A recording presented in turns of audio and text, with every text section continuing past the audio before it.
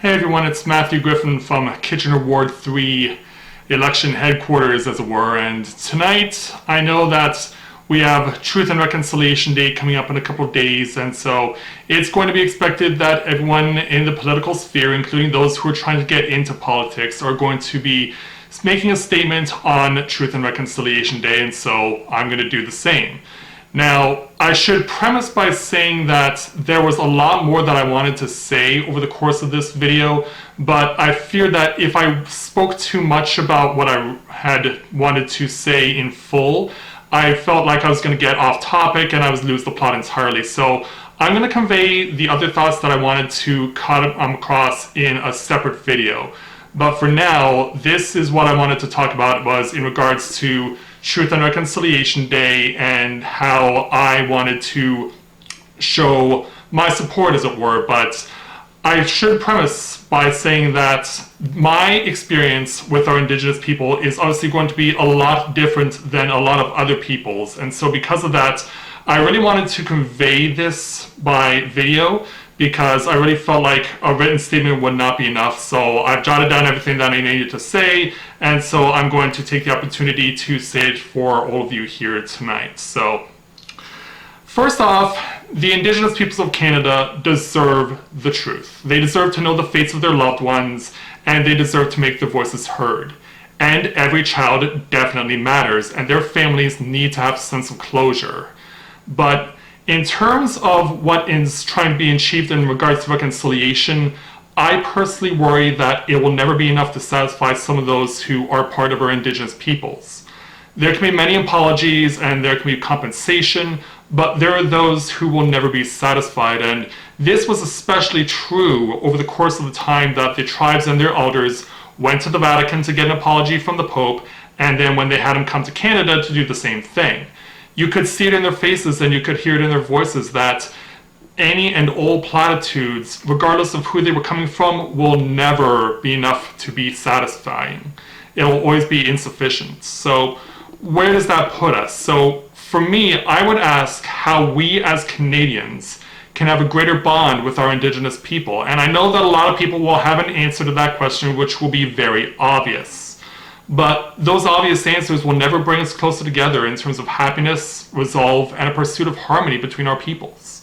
Those answers will be rooted in self-loathing and self-hatred, at a time where our society has never been more miserable.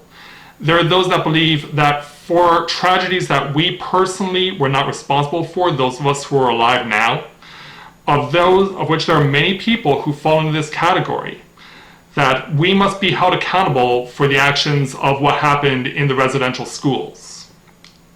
Now, this has been something that has been brought to my attention by no small number of activists here in the community since I announced my candidacy for City Council. They make it clear that unless it has something to do with truth and reconciliation, then we can't have anything to do with our Indigenous peoples, and that we can only bring happiness in regards to that. Hold on, my cursor is acting up on me, but we can't have anything to do with our Indigenous peoples, and that we can only bring happiness to our country by getting rid of everything that's associated with our history.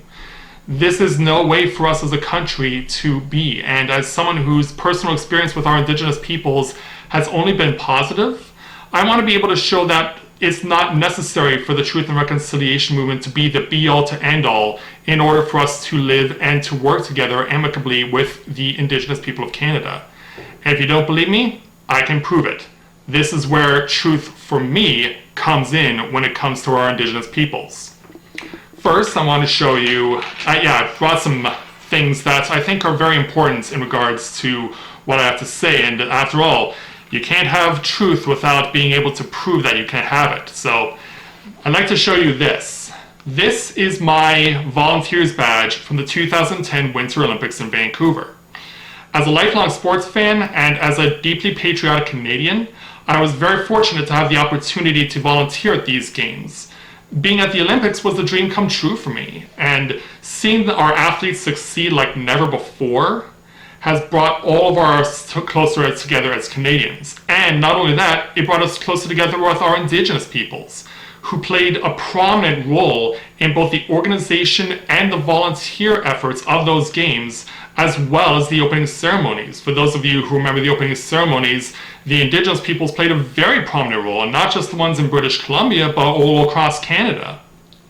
And so knowing that I was involved in something that also had a significant Indigenous influence brought me great satisfaction to see what we could accomplish together, and to say that I have had that connection to our Indigenous peoples, and during that time that our country was the happiest that it's ever been. It's something that can never be taken away, because on that day, on February the 28th, when that goal was scored to win the gold medal in the men's hockey championship against the US, that was the zenith of our happiness. And this badge is testament to the fact that I can be able to say that I have that connection with our Indigenous people, and that with it, we were never happier as a country, and that's something I can be proud of. So I know what a lot of you are thinking, well, that was then, this is now, and you're probably right in that regards, but unfortunately I have more answers to give you as far as truth is concerned. Because I've been on a convention binge all summer, and convention binge as in fan conventions like Fan Expo, and I was at Fan Expo last month in Toronto, and when you're at an event like that, you will get business cards from various photographers who are taking pictures of the people who are attending. So, one of which was given to me by a man who posts all of his pics on Instagram. So I got this particular card here from a man named We Say Green, and so he introduced himself by name, he gave me his business card, and I was happy to accept it. But it wasn't until after I got home and looked up his Instagram that I discovered that he is Indigenous. He's a Mohawk. And so that was really nice to see, because this was a situation where he didn't want the fact that he was Indigenous to be the primary reason he was there.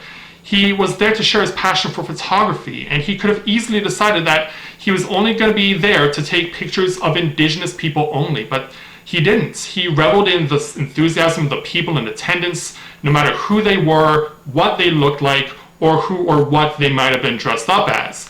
And he was enjoying the event as well as everyone else in attendance. He had the same type of enthusiasm that the rest of us did, and that's the sort of thing that I really want to keep seeing as we continue to try and make things better here in Canada.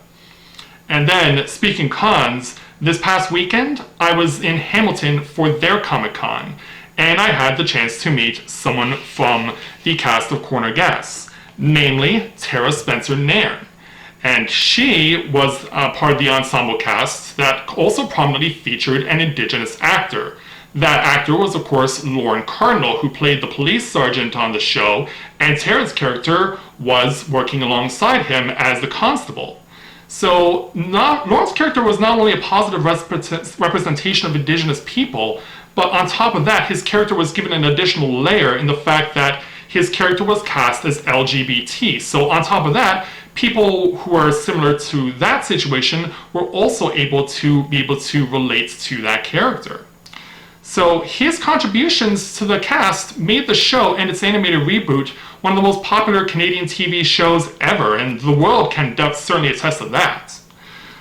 So I thanked Tara for her part on the show, and I let her know that I wish I could have been able to have the opportunity to personally express my gratitude to Lorne Cardinal and thank him for his contributions to the show, because we saw how happy everyone was when Corner Gas was on the air in its live-action version and its animated reboot.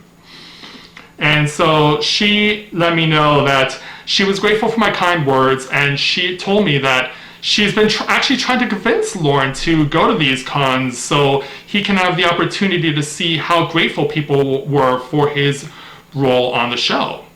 So that would be wonderful to see people like myself getting the opportunity to personally thank a guy like Lorne Cardinal, to see that we were grateful for the fact that he was cast on the show and really contributed to not just the Indigenous representation, but also for supporting Canada in such a positive light.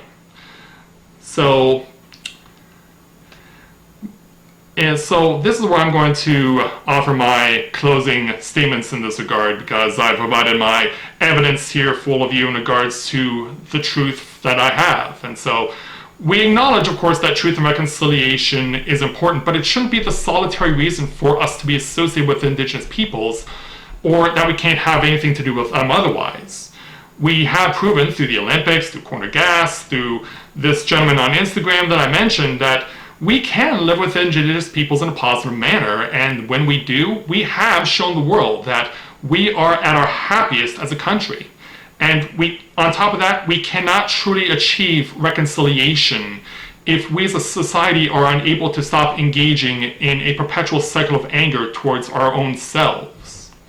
So on this, as Truth and Reconciliation Day approaches on Friday, we have to make the decision if we are going to live in perpetual self-hatred in order to placate others, or are we going to get back on our feet, move forward together with Indigenous people, and accomplish things together like we've always done, and do so that in a way that has been truly positive for one and all, because this is evidence that doesn't lie. This is very truthful.